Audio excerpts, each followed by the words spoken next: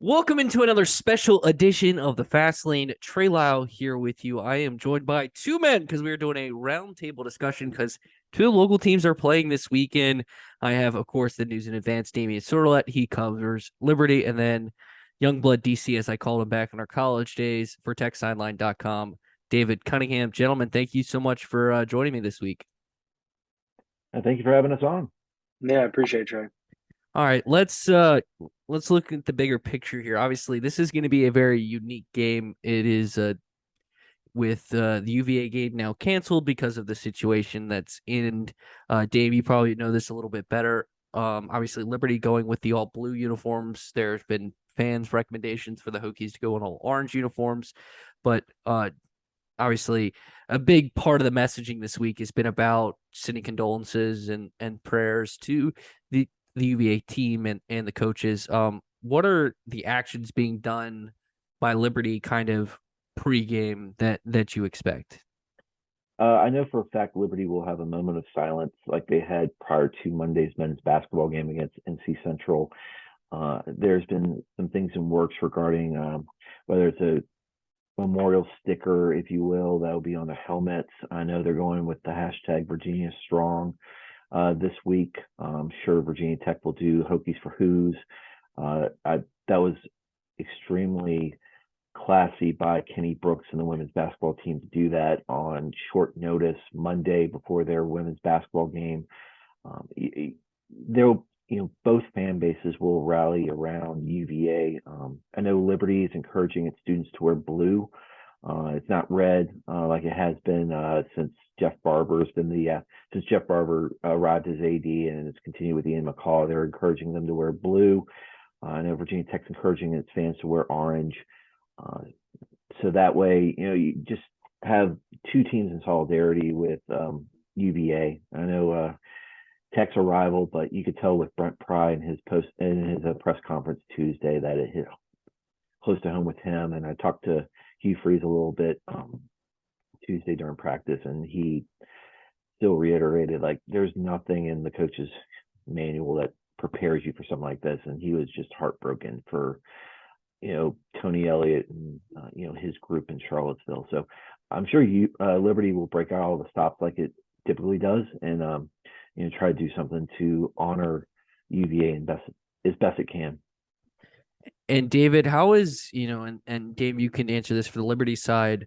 The locker room been, he touched on a couple of things that Tech has done. Hokies for Hughes has been the big thing all week from the Virginia Tech side. But how is your sense of where the locker room's at? And, these are, athletes that have very similar stories. Like, I think all the players can relate to the players that were involved. And it's definitely a very unique circumstances in many locker rooms across the country, especially here with Liberty and Virginia Tech.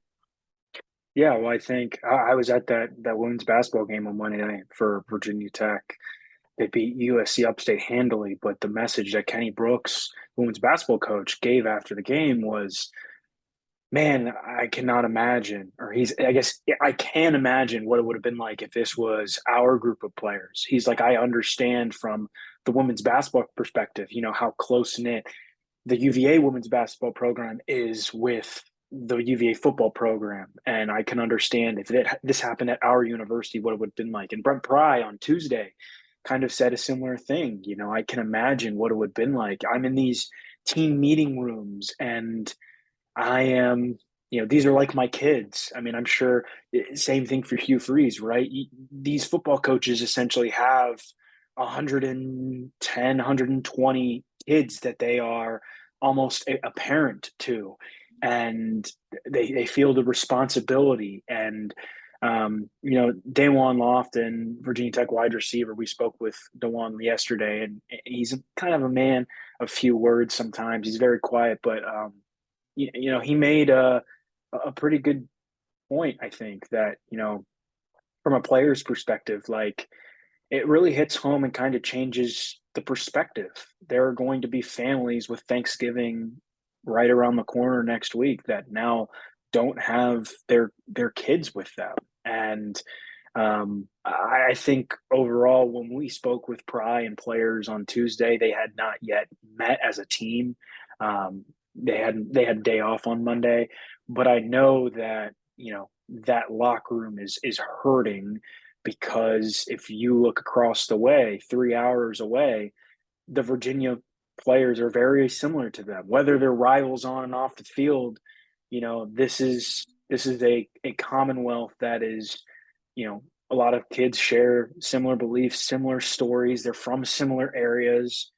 I know the three players that were murdered are all from out of state, but it doesn't really matter in this case. There are similar shared experiences amongst Virginia Tech and Virginia football players, and even Liberty. You can throw Liberty in there. I'm sure the Liberty players can relate a lot to this. So it's definitely a somber locker room, and like Damien said, I know there are some plans in the works for Virginia Tech to wear some stickers and some things on the helmets, and I'm not quite sure if they can wear orange. I don't know if necessarily there are enough resources, meaning like jerseys, if Virginia Tech has enough of them in stock, because they haven't worn orange this year at all. So I don't know what the situation is, but I know specifically for this Saturday coming up that there are many, many plans to honor UVA the right way from both Virginia Tech and Liberty's side. And if the following Saturday's game against Virginia in Blacksburg is played, whether it is in Charlottesville or Blacksburg, and what the circumstances are, I know Virginia Tech is going to go the extra mile or two, or however much it is, to make UVA feel welcome and feel at home and honor them. Yeah, and Trey, I'll just back up what David said. I had a chance to talk to like Chris Meganson, cornerback, Caleb Sneed, wide receiver. They played against Sackett Wood when he was at EC Glass and they were at Heritage, and the team met Monday morning before the news started leaking about players were the ones being killed. They were, Chris, when we talked to him Monday morning, he was still kind of in shock. He's like, yeah, I've been off social media, so I didn't know like the extent of it. But, they reached out to him because he's on the team, and he's been getting more reps the last 2 weeks because of injuries at the skill position, and wanted to reach out to him because he has a younger brother on the team as well, Eli, and then you have Jalen Belford's a scout team running back, and his teammate from Liberty Christian, Davis Lane, is a backup quarterback there. So of course, he reached out to him. So you have some connections on the teams, from Liberty to Virginia, because of whether they played high school ball together or compete against each other. So those players have done it, been able to reach out. I think Freeze is going to use Thursday's team meeting to really address the situation, because they didn't get a chance to address it Monday.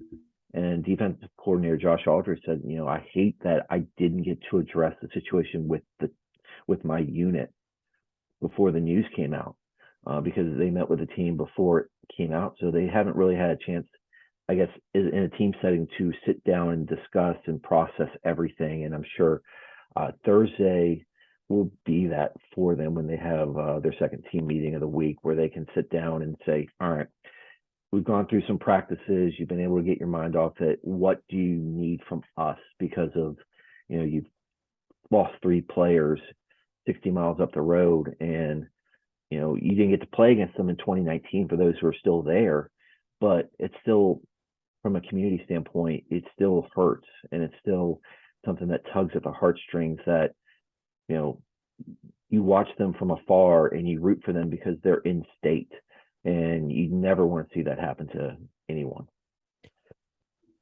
I think you all brought up some really good points, and it's going to be definitely a weird weekend of this game. Just what's going to happen. But let's dive into it. This is a game that, coming into the season, probably had a lot more expectations. If someone asked me, would Liberty be a 10-point favorite, I'd say Liberty's either the best team in the country or something went really wrong. And it seems that first-year head coach Brent Pry is not off to the start he probably wanted. They have improved somewhat the last couple of weeks. This is going to be a very unique matchup because this is one of the marquee games this year for Liberty. It's hosting, and I just want to get both your thoughts on that. Like, how big of it is that Liberty is welcoming Virginia Tech despite the record, the 2-8 record, that they're welcoming the program historically in the state to Liberty University. And Dame, you probably know better than David, but y'all both, David's grown up with Tech his whole life, so both can kind of get a sense of how big this could be. Yeah, and I grew up in a Tech household. My dad graduated from Virginia Tech in 1969, which is the same year Frank Beamer graduated from there. Every time I'd go home, or every Thanksgiving, growing up, I would see the Bugle, and he would show me where his photo was in the yearbook, and he'd show me where Frank Beamer's was.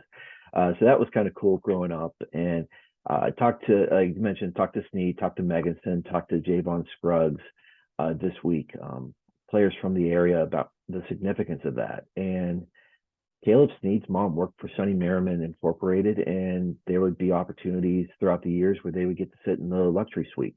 And he said he grew up wanting to wear Virginia Tech colors and running onto Lane Stadium with Enter Sandman blaring. Chris Meganson's older sister, Stacey Davis, went to Virginia Tech, and he got to meet Tyrod Taylor and Cam Chancellor on visits, and he got to go to football and men's basketball games. And the fact that Tech gets to come to Lynchburg and play is a big deal, because, to be honest, Lynchburg is split on UVA and Virginia Tech fans. And those fans typically will spend their Saturdays going to either Charlottesville or Blacksburg for games. Now you get to stay at home and go to a game at Williams Stadium, and that's a big deal. And for Caleb Snead, it's a bigger deal than when BYU came to Lynchburg, about a month ago. And for them, it's a bigger deal than playing Arkansas a few weeks ago, and scoring the first win over an SEC team in program history. So I don't think you can really state how big of a deal it is, because I don't think anyone 3 or 4 years ago would have envisioned this day coming. Just because you get the state's flagship program to play there in Lynchburg, and it's a big deal, and one that there will be a lot of old-time Liberty fans who will be there and will say, "Man, I never saw this day coming. I'm glad it's here." Yeah, I think it's a very interesting situation because you think about it, like Damien said, Virginia Tech and Virginia for the longest time were the only two FBS schools in the Commonwealth of Virginia. And of course, James Madison is the latest, but Old Dominion and Liberty, more schools have kind of jumped up to that level. And to think, back in 1999 when Virginia Tech competed for a national championship, to think that in 2022 Virginia Tech would be going to Liberty, I think a lot of Virginia Tech fans would be like, I don't believe it. And I think Liberty fans across the way would probably say the same thing. I don't believe that Virginia Tech is coming here. I think it's very similar to Virginia Tech has gone to Old Dominion twice. Virginia Tech has lost both of those games. And, we were there. I was there in September for the opener, where Virginia Tech and Brent Pry lost that first game to Old Dominion. And it's a big deal. I know in 2018, when Virginia Tech went there for the first time, I think it was this mindset of, well, we're the big dogs, we're the big school, it'll just be another game for us. And across the way, Old Dominion took it very seriously and said, this is the team to beat in the state coming into our house. We're going to show them that we are playing for pride. And I think that's the biggest thing. You're playing for pride of the Commonwealth. And it'll be the same deal when Virginia Tech goes to Lynchburg on Saturday. This is not a team that has fared well recently. I mean, obviously they've lost 7 straight games, the first time that's happened since 1951. That's a long, long time ago, and it has not gone the way Virginia Tech and Brent Pry wanted it to. But you still got to play for pride in the state, and obviously up in the air whether the Virginia game will be played still the following week after Thanksgiving. but I think that kind of just adds a little bit more of a chip for the Virginia Tech players, right? Because there are a lot of seniors who have been through so much through COVID, through the firing of Justin Fuente and a new coaching staff, and they want to go out the right way. And then you've just got to play for pride in the state. And we've already seen Virginia Tech once this year lose to an in-state team in Old Dominion, and I can imagine, you know, that Virginia Tech is not going to take a mentality of, it's just, especially with the losing streak and how it's gone. They're not going to take a mentality of this is this is just another game, because I think across the way can understand how much it means to Liberty to set to, the as Damien said, the flagship institution football wise in the Commonwealth is coming to your house, and it's a big deal for Lynchburg and all the people there. And it's just a short drive from Blacksburg to Lynchburg, and I'm sure that while the Virginia Tech players might not grasp the entire magnitude of it, it's playing for pride on Saturday. Especially with everything that happened in Charlottesville in the past couple of days, playing for just the state as a whole. Dame, obviously last week against UConn, you go on the road after a big win against Arkansas. You have a big opponent in terms of the helmet.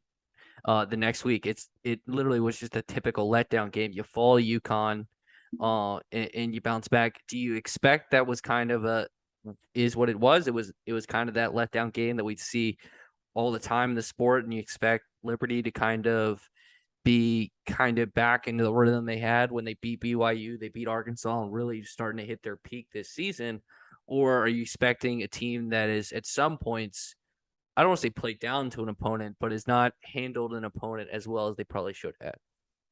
Yeah, I'll go back to what Akil Washington said after the game, and he said, mentally, I don't think they were in the right headspace for that game.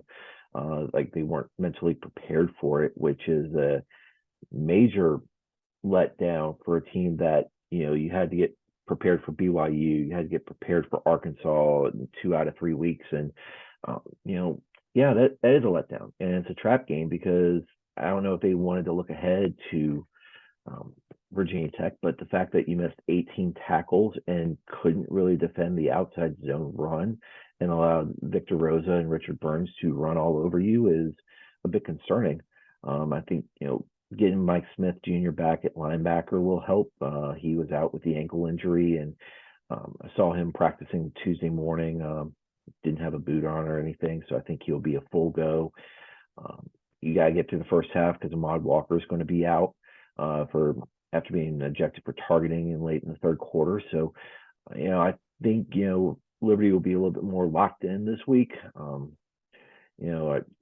They reiterated last week that, they were going to be locked in and treated the UConn game like they would Arkansas or BYU, but you could just tell that from the opening snap when UConn was able to drive down the field and score a touchdown. It's like this Liberty team's not as locked in as it was the weeks prior. So I think, a dose of reality, a cold water dose of reality, I would say, it's probably got them, ready to go against Virginia Tech. And I'll echo what David said. There's a lot of pride on the line here because Liberty has beaten Virginia Tech, and if you can go 2-0 against the Commonwealth this year, that'll say something.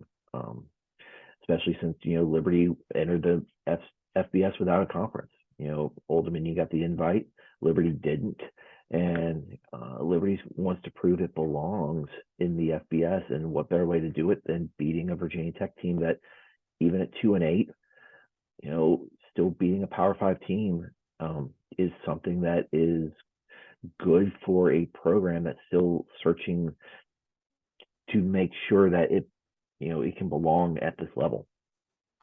And David, obviously the performance against Duke was not ideal, but there's been some improvement on this team, on Virginia Tech this season. Where have you seen it? And kind of, obviously at this point, that's kind of what this coaching staff is looking for. So if you're a fan or, tuning in or you can listen to this game on CBS Sports Radio Lynchburg, of course, you're home for the Hokies. Should throw that plug in there because that's part of my job. And what should you be, watching for in this one in terms of what you want to see and players that have kind of, can be these kind of building blocks as Brent Pry starts to get more and more players and build his foundation. Well, I think the biggest thing is in Virginia Tech's 7 straight losses, something else has been the difference almost every single time. You think back to even the Old Dominion game to open the season, Virginia Tech had 15 penalties. Penalties was killer for a long time. Virginia Tech had no penalties last week against Duke. Very impressive. But a couple weeks ago against Georgia Tech, turnovers was the problem. Well, Virginia Tech only turned the ball over once against Duke. Last week, it was just Duke was just better, and Virginia Tech couldn't compete.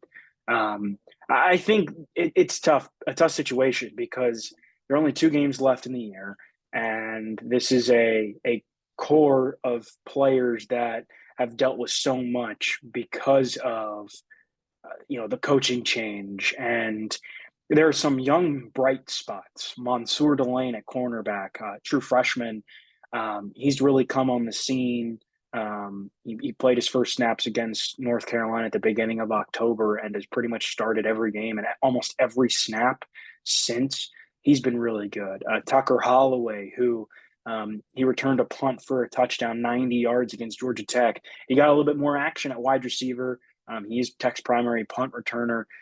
Whether or not he redshirts, I think that's a big thing. And I think a lot comes down to whether or not the Virginia game is played the following week. But if they don't know ahead of time, well, is it worth risking? He's played in 4 games right now. The rule's 4 games. Is it worth playing in a 5th game, burning the red shirt just to play in a game or 2 more to end the season? I think that's up for discussion. But nonetheless, he's provided a big boost. I think Kelly Lawson at linebacker, he's somebody who's come a long way, and he's a redshirt freshman, and he's somebody who's dealt with some injuries and was practicing 2 linebacker positions in the preseason, then got hurt, and then came back and was still practicing 2 spots, and has really come on the scene well and played pretty well at will linebacker. So there are some bright spots. I think people can get annoyed and upset and say, well, the offense sucks and the defense is just holding it down. I think Daquan Wright, a freshman tight end, has provided some sparks. Obviously, Caleb Smith is the go-to guy, and he has another year of eligibility if he wants to come back at wide receiver. But I think overall it's a very young team.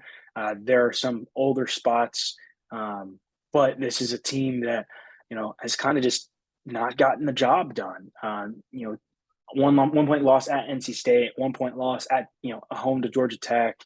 There's a team that's been in the games and couldn't close. Then you play a better Duke team last week, and Duke kind of ran away from them. But I think this is an opportunity for Virginia Tech to play for some pride, and I think again it kind of ties into recruiting a little bit, right? Like everybody, Virginia Tech, Liberty, Old Dominion, Virginia, everybody kind of recruits the same fertile ground, and if you're Virginia Tech, you don't want to lose 2 in-state games.